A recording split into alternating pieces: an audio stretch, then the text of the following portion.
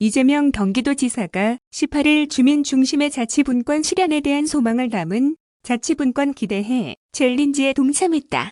이시종 충북지사의 지명을 받아 챌린지에 참여한 이재명 지사는 자치분권 2.0 시대에 억울한 사람도 지역도 없는 공정한 자치분권의 길입니다라는 문구가 새겨진 팻말을 든 사진과 응원 메시지를 자신의 공식 사회관계망 서비스에 게시했다. 이 지사는 억울한 사람도 지역도 없는 공정한 자치분권의 시대는 피할 수 없는 길이라며 앞으로도 지역 주권자의 생생한 목소리와 삶의 해안이 여실히 반영되는 지방자치의 길로 흔들림 없이 나아가겠다고 밝혔다. 이어 이 지사는 31년 전 목숨을 건 13일간의 단식으로 지방자치 시대를 열었던 김대중 전 대통령님의 뜻을 소중히 이어가겠다고 덧붙였다.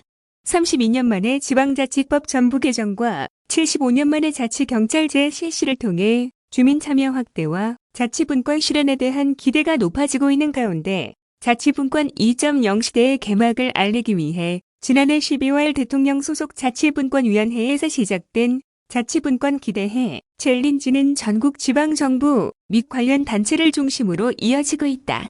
자치분권 2.0 시대에 대한 기대와 소망 등 자유로운 의견을 담아 인증사진을 촬영한 후 참여자의 사회관계망 서비스에 사진 및 의견을 게시하고 다음 참여자를 지목하는 방식으로 진행된다. 한편 이재명 경기도지사는 챌린지의 다음 참여자로 박남춘 인천시장과 이재정 경기도교육감을 지명했다. 다음은 경기도 플랫폼 배달 노동자 산재보험료 지원 사업 뉴스입니다. 경기도가 올해부터 전국 최초로 근로복지공단, 경기도 일자리재단과 손을 잡고 플랫폼 배달 노동자의 산재보험료를 지원, 이들이 보다 안전하게 일할 수 있는 환경을 만드는 데 주력한다. 이재명 경기도지사는 강송희 근로복지공단 이사장, 재윤경 경기도 일자리재단 대표이사와 18일 오후 경기도 청상황실에서 이 같은 내용의 경기도 플랫폼 배달 노동자 산재보험료 지원 사업 업무 협약을 체결한다. 이 지사는 이날 산업 형태가 대대적으로 재편되면서 플랫폼 배달 노동자, 특수고용 노동자와 같이 실상 고용된 것과 마찬가지인 새로운 형태의 직종들이 늘어나기 시작했다. 그러다 보니 이들에 대한 보호 장치들이 제대로 작동하지 않고 있는 것이 현실이라고 말했다. 이어 이번 사업이 전체 현장 수요에 비하면 매우 부분적이지만 새로운 출발점을 만들었다는데 의미가 있다며 잘 정착시켜 이를 전국적으로 확산해 모든 국민들이 고용 여부, 형태 관계없이 노동의 제공에 대한 산재보험 혜택을 누릴 수 있는 상황이 빨리 오길 바란다. 경기도가 모범적인 선례를 만들어 나갈 것이라고 덧붙였다. 이 사업은 코로나19, 4차 산업혁명, 디지털 플랫폼 경제 확산 등으로 배달업 등 플랫폼 노동자들이 증가하고 있음에도 이들을 위한 법제도적 보호 장치가 미비한데 따라 마련된 민선 7기, 경기도의 새로운 노동 대책이다. 최근 3년간 18에서 24세 이륜차 배달사고 사망자가 32명에 이를 정도로 중대재해 비율이 높지만 산재보험 가입이 의무임에도 사업주 회피 등으로 가입률이 높지 않아 관련 대책이 필요하다는 목소리가 높아왔다. 이번 협약에 따라 도는 올해도 내 배달라이더 및 퀵서비스 노동자 2,000명을 대상으로 산재보험료 부담금의 90%를 최대 1년간 지원할 계획이다. 구체적으로 4월부터 분기별로 사업주 및 노동자로부터 신청을 받은 후 근로복지공단을 통해 산재보험 가입과 보험료 납부가 확인되면 지원금을 지급하는 방식으로 운영된다.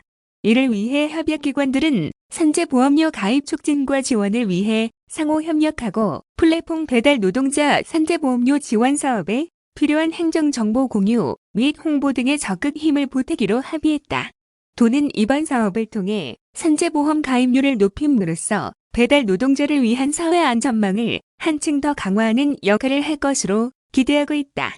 한편 이 지사는 이날 협약에 이어 이성규 민주노총 서비스연맹 부위원장, 박정훈 라이더 유니온 위원장, 최종진 주 생각대로 대표이사, 경기도 공공배달앱 배달특급 운영사인 이석훈 경기도 주식회사 대표이사 등과 함께 배달 노동자 처우 개선 방안에 대해 의견을 나눠보는 시간도 가졌다.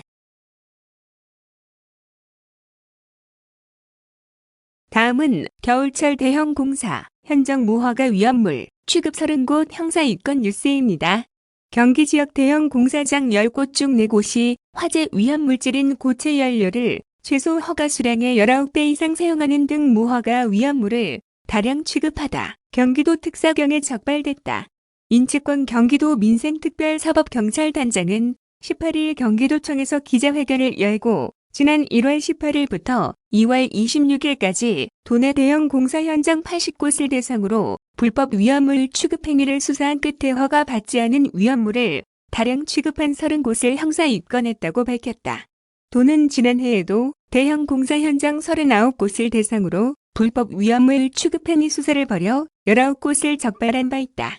이번 수사에서는 허가받지 않은 위험물 저장, 취급 행위, 공사장 임시 소방시설, 부적정 설치, 운영 행위, 화재 안전 수칙 위반 행위 등을 중점 확인했다. 주요 위반 사례를 살펴보면 하남시 소재, 기업, 공동주택 공사장의 경우 제1류 위험물인 고체 연료를 최소 허가 수량의 19배를 초과하는 19,500kg을 저장해 사용했으며 안양시 소재, 이은 복합 건축물 공사장은 최소 허가 수량의 3.5배를 초과하는 열풍기용 등유 3,540리터를 불법으로 저장, 사용하다 적발됐다. 도는 형사 입건된 업체 관계자 모두를 검찰에 송치할 계획이다. 이와 별도로 간이 소화 장치를 차단하거나 임시 소방시설 없이 용접을 실시한 공사 현장 2곳은 관할 소방서에서 과태료를 부과하도록 통보할 계획이다. 일부 소화기 사용 불량 및 분산 배치 미비 등 화재 안전 수칙을 소홀히 한 30곳은 즉시 시정 조치했다. 위험물 안전관리법에 따라 허가받지 않은 장소에서 위험물을 저장한 공사 현장 및 업체 등은 3년 이하의 징역 또는 3천만 원 이하의 벌금에 처해진다. 화재 예방, 소방시설 설치, 유지 및 안전관리에 관한 법률에 따라 공사장 임시 소방시설 설치, 유지, 관리를 위반하는 경우 300만 원 이하의 과태료가 부과된다. 특히 용접, 절단, 연마 작업은 화재로 이어질 가능성이 높아 작업장 인근 5m 이내에 대형 소화기 등 임시 소방시설을 배치하도록 소방시설법에 규정하고 있으며 위반할 경우 그 즉시 과태료 부과가 가능하도록 지난해 12월 법률이 개정됐다. 최근 3년간 도내 공사장 화재 총 578건 중 79%에 달하는 456건이 용접, 절단 등의 작업 시 부주의로 발생했다. 인치권 단장은 그동안 사전 예고와 수사 결과 홍보를 통해 공사 현장 불법 위험물 취급 행위 발생률은 지난해에 비해 다소 감소했으나 여전히 불법 행위가 발생하고 있다며 화재 예방 및 도민 안전을 위해 수사를 강화할 계획이라고 말했다.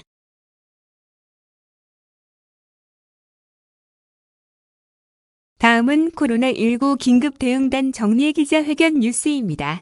경기도가 외국인 노동자를 채용할 때 진단 검사를 받은 사람만 채용하는 내용의 신규 행정 명령을 추진하지 않기로 했다. 임순광 경기도 코로나19 긴급 대응단장은 18일 정례 기자회견을 열고 구체적인 추진을 위해 관련 부서들과 함께 심도 있는 검토를 한 결과 이같이 결정했다며 확정되지 않은 내용으로 도민 여러분께서 혼선을 빚는 일이 더 이상 발생하지 않도록 세심하고 면밀하게 검토한 후 추진하도록 하겠다고 말했다. 임 단장은 이유에 대해 앞서 진행 중인 외국인 대상 전수검사가 사업장 중심의 집단 감염 확산 감소의 성과를 보이고 있고 외국인에 대해서만 진단검사를 통해 채용에 불이익을 주는 것은 과도한 차별이 될 수 있다는 내부 의견에 따른 것이라고 설명했다. 실제로 외국인 대상 진단검사와 관련해 경기도의 행정명령이 발동된 3월 8일부터 17일까지 10일간 도내 외국인 검사자 수는 총 23만 4,537명이었으며 203명이 양성 판정을 받아 선제적 방역에 성과가 있었다. 외국인 대상 임시선별 검사소를 추가 확보하는 등 검사 정책을 강화했던 2월 16일 이후 약 4주 동안 경기도에서 총 25만 6,540명의 외국인이 검사를 받았고 양성자는 786명으로 0.30%의 양성률을 보였다.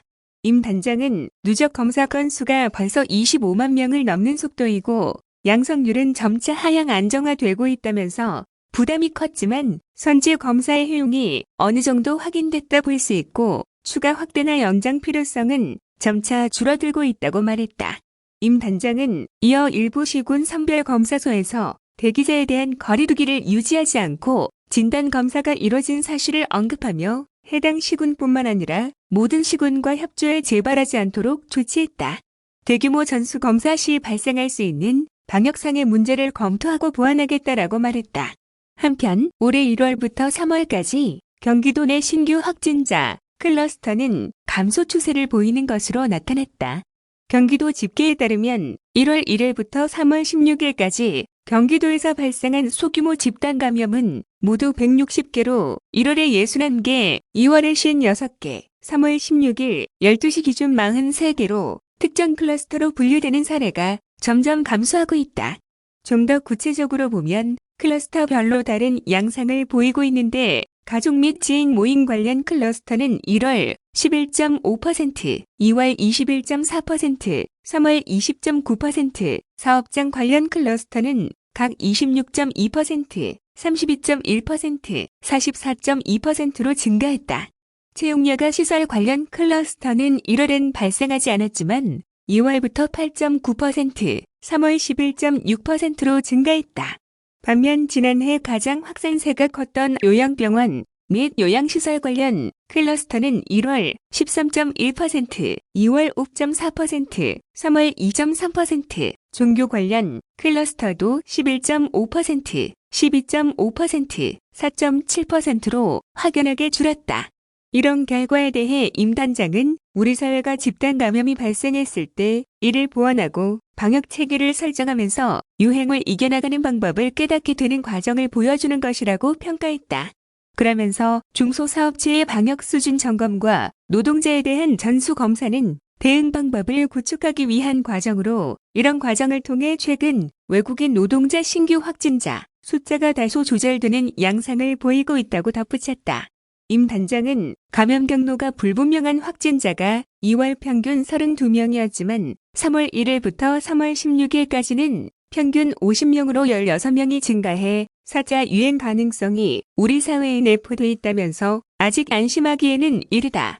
집단 감염은 항상 방심으로 인해 벌어진 방역 체계의 틈에서 발생되기 때문이라고 강조했다.